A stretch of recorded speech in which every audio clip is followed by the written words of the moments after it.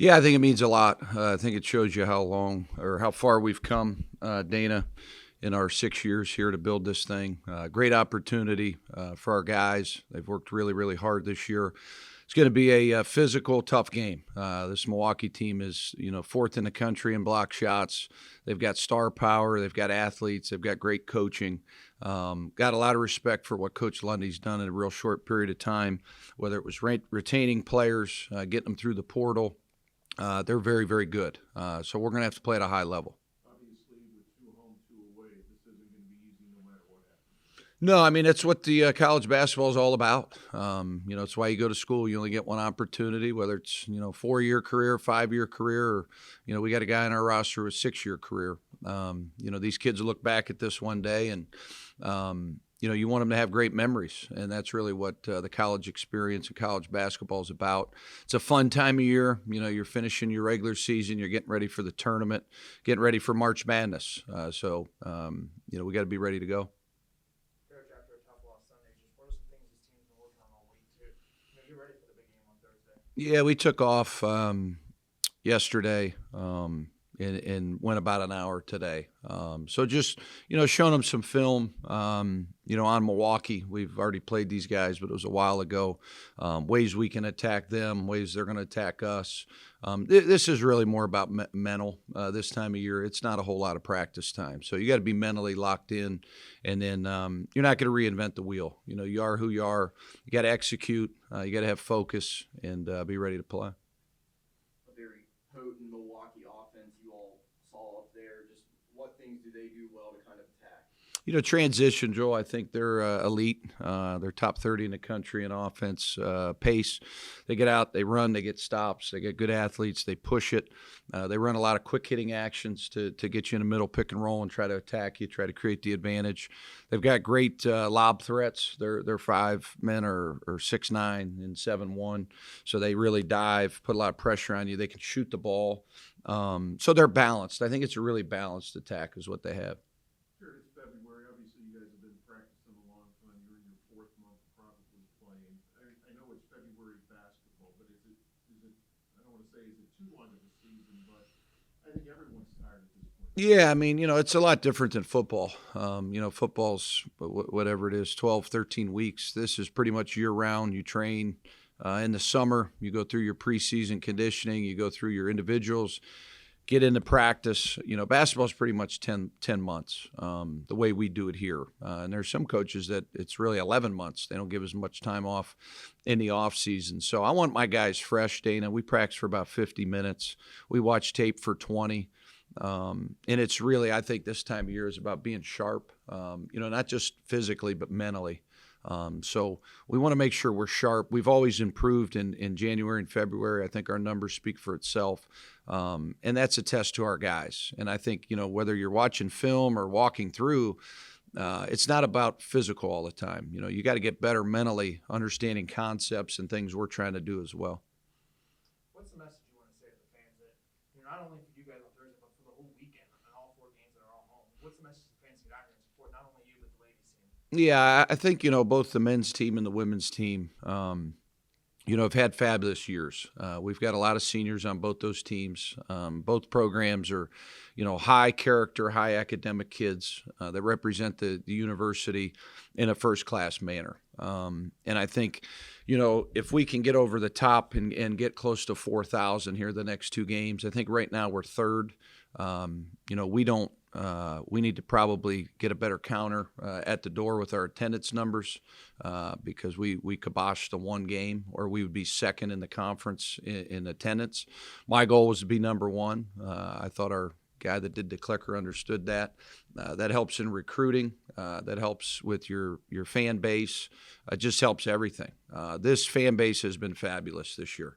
Not just for my team, but in football and women's basketball. This community has supported the Penguins. We're the city's team, and they've really rallied behind our guys. I can't thank them enough. I think they've pushed us through the last 3 and 4 minutes. They've pushed us to start games when we haven't been able to score. We need to make it a hostile environment. Milwaukee fans are great up there, but we got a chance, to really get this thing to another level. We got a red out on Thursday night.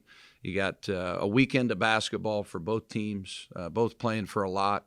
And it's a fun brand of basketball. I think both teams really get after it. Sure, I know it's the schedule, but are you pretty happy Milwaukee's the first team? I haven't really thought about it. Probably I would say Dana. Yeah. I don't really know.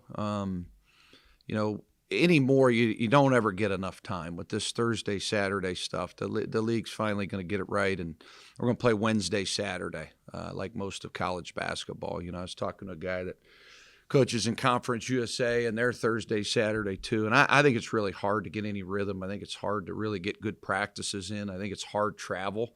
You're away from your family a lot. I have 3 little kids, and we'll leave on Wednesday and don't get back till Saturday night.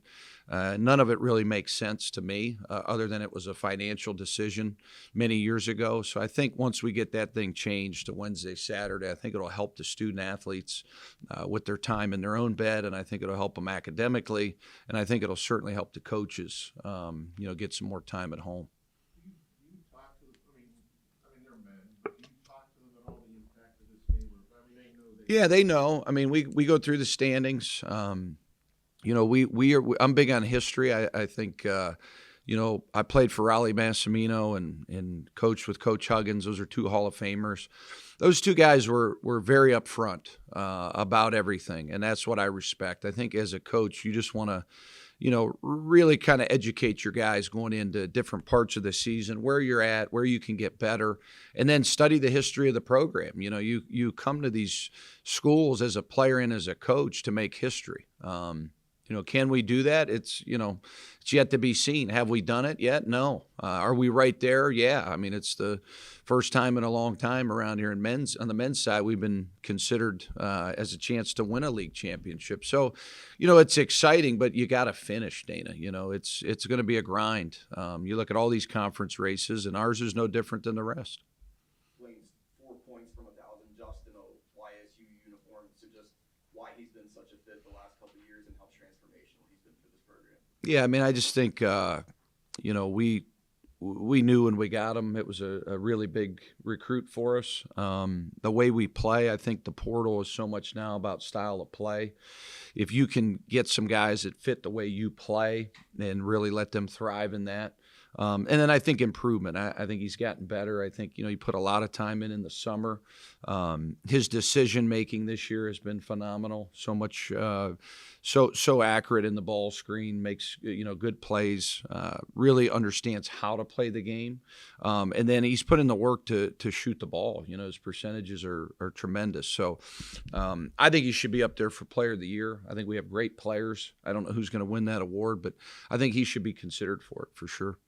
Obviously, you have a lot of coaching connections in the coaching. Have you heard from some of your guys? I know you guys haven't accomplished anything yet, but I'm sure they follow what the team's doing and the success to this point. Have you heard from any of them? Yeah, it's I don't think it's a secret, Dana, right now that YSU basketball this late in the season is in a conference race. So, really throughout really the last month, I've heard from a lot of guys. Really, and the question is, what are we doing on offense, right? That's been our MO all year. High scoring offense, efficient numbers. So, every Monday I try to reach out to 3 to 4 coaches. I started this about a month ago, and I'm trying to find an edge. I'm trying to pick their brain on a blob, a slob, something with the culture, something defensively. So I call different guys, whether it's East Coast, West Coast, down south, wherever it is, friends of mine, people that I want to learn from, and just try to pick their brain, because I think as a coach you got to get better. We got to bring some new ideas to the table as well. But yeah, I think the respect factor. I think that the respect that this program has gotten, Dana, is deservingly so. And I think it's a lot of people that have put a lot of hard work into this. So yeah, I've heard from a lot of people in the last month.